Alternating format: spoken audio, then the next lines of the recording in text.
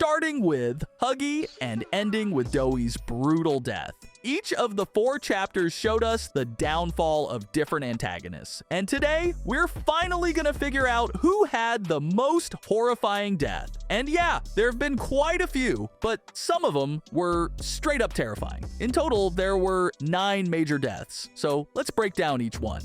So, starting us off at number 9, we've got Huggy Wuggy.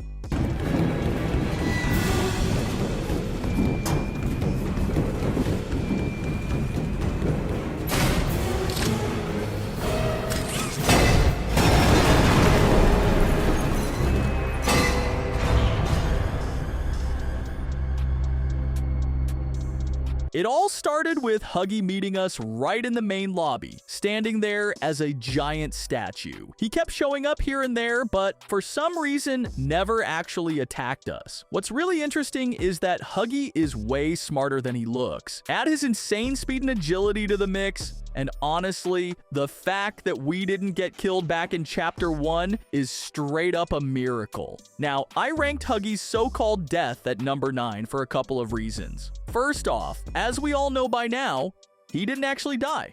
The dude came back in Chapter 4 all bandaged up and barely hanging on, but still alive. And second, even if he had died, his death was pretty basic. He just fell from a huge height, smashing into a bunch of pipes on the way down. Compared to the ones ranked higher, this honestly seems like getting off easy. At number 8, we've got a character who started off super intriguing but ended up being barely explored. Dr. Harley Sawyer.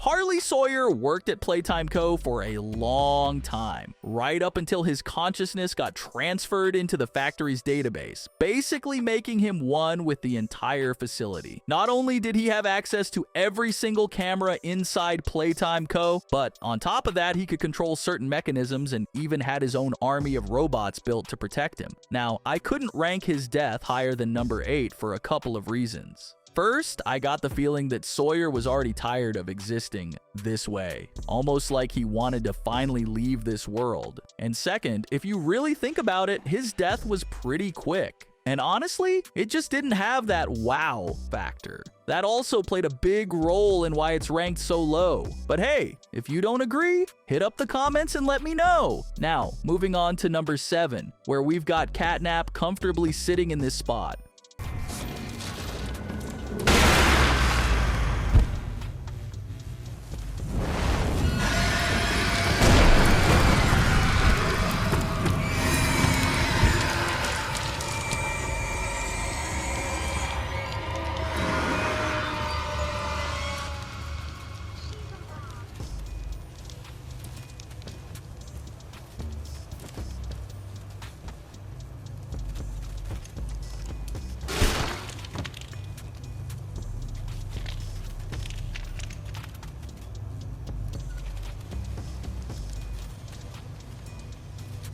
We all know just how loyal Catnap is to his master, the prototype.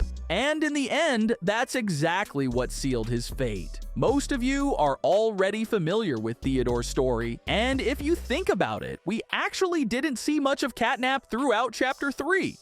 But despite that, he still ended up being part of one of the most intense scenes in the entire Poppy Playtime saga. At least in my opinion. Now, let's talk about his death. At first, I thought Catnap's death would rank much higher, but there's one key detail that kept it from climbing the list. After we literally blew him up by shooting the green hand at the flammable red gas, I figured that was it. But remember when I mentioned his fatal loyalty to the prototype? Well, that's exactly what finished him off, when one of the prototype's claws pierced straight through his head. and judging by the amount of blood, there's a good chance it hit a major artery or vein, meaning Catnap probably died pretty fast, which is why he couldn't rank higher on this list. Now, the next spot is by far the most controversial, but don't worry, I'll explain everything. At number 6, we've got Miss Delight.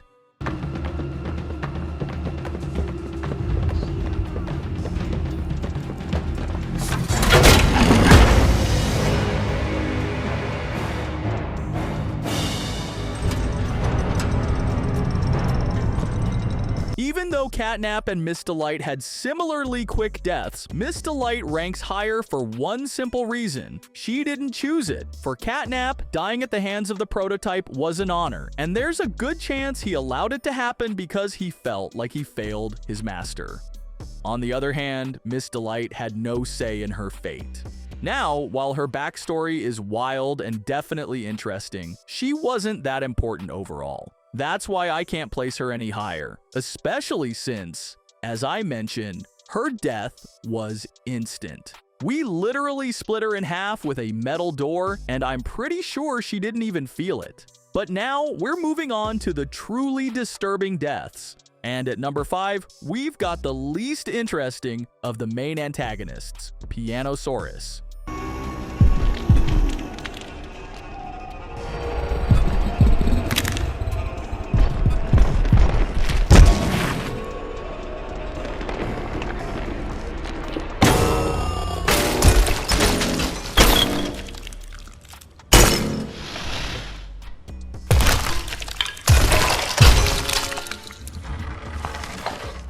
We all know that Possaurus was added to the game just to fill a plot hole, and one of the former developers even confirmed that he isn't an original character. Still, he lands at number 5 purely because of how brutal his death was. And yeah, it was horrifying.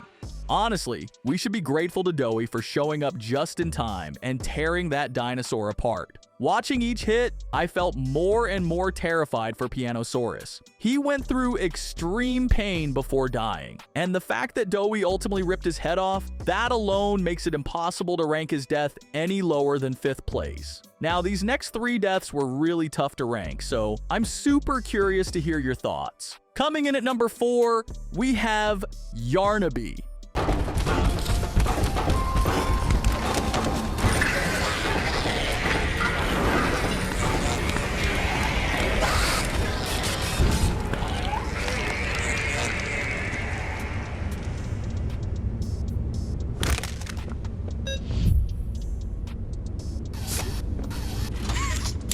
We don't actually know that much about Yarnabe. He was one of the former orphans, originally one of the most gifted kids. But after turning into Yarnabe, all of his talents vanished in an instant. In the end, he became such a massive failure that they decided to isolate him completely. So, yeah, his entire existence boils down to a game of tag. But his death? Now that's pure horror. During another chase scene, he tried to jump over a pit of fire, but his body got caught on a hook. And since he's completely covered in colorful yarn, which we now know is super flammable, he immediately went up in flames. Even after breaking free, there was nowhere else to land except right back into the fire. In the end, he burned alive, suffering through unimaginable pain. And that updated scene, it completely blew my mind. But that's another story. Now, ranking Yarnabe at number 4 was fairly easy. But deciding who gets bronze and silver, that one kept me up at night. Still, I'm pretty confident that number 3 belongs to Doughy.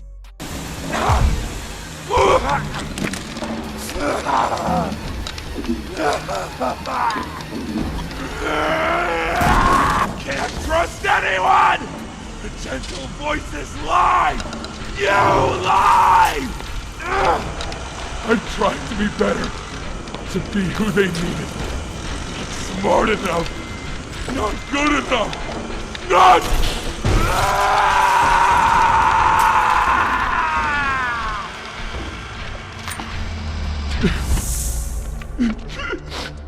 I'm sorry. I'm sorry. There have already been several videos on this channel fully breaking down Doughy's personality and actions. So if you haven't seen them yet, make sure to check them out after watching this video. Now, Doughy's death, the devs basically split it into two separate scenes. The first one is when Doughy sees the ruins of Safe Haven. That's the moment when he died inside. Mentally, he was already gone. But his physical death? That one's pure nightmare fuel. We all know Doughy fears the cold. Maybe it even causes him pain, but I can't say for sure. And even if it does, it's probably nowhere near as brutal as what Yarnabe went through. By the time Doughy actually died, he was completely broken inside. That's when we used his secret against him, freezing him in place. And then we just crushed him. But here's the worst part. Doughy was frozen solid, which made it way more painful than if we had just crushed him normally. And now, without dragging this out, I'll say it straight. Number 2 on this list goes to Dog Day. The torment. Oh no. Oh no. Leave me. Please. Just go. Run. Run.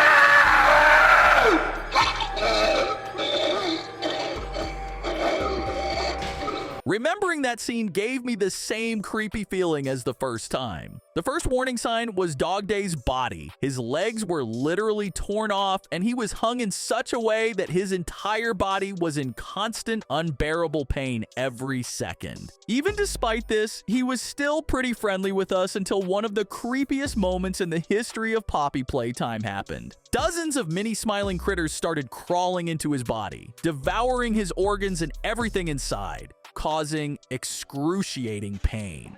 And once all of that was done, his body became controlled by the critters. Our meeting with him ended at the moment the metal door slammed shut. And to be honest with you, I have no idea what happened to him after that.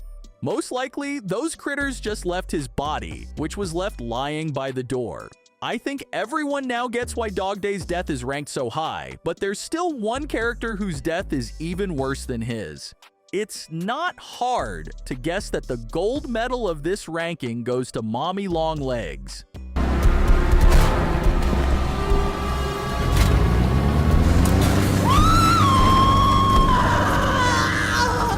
What have you done? You make me part of you! You can't do this to me!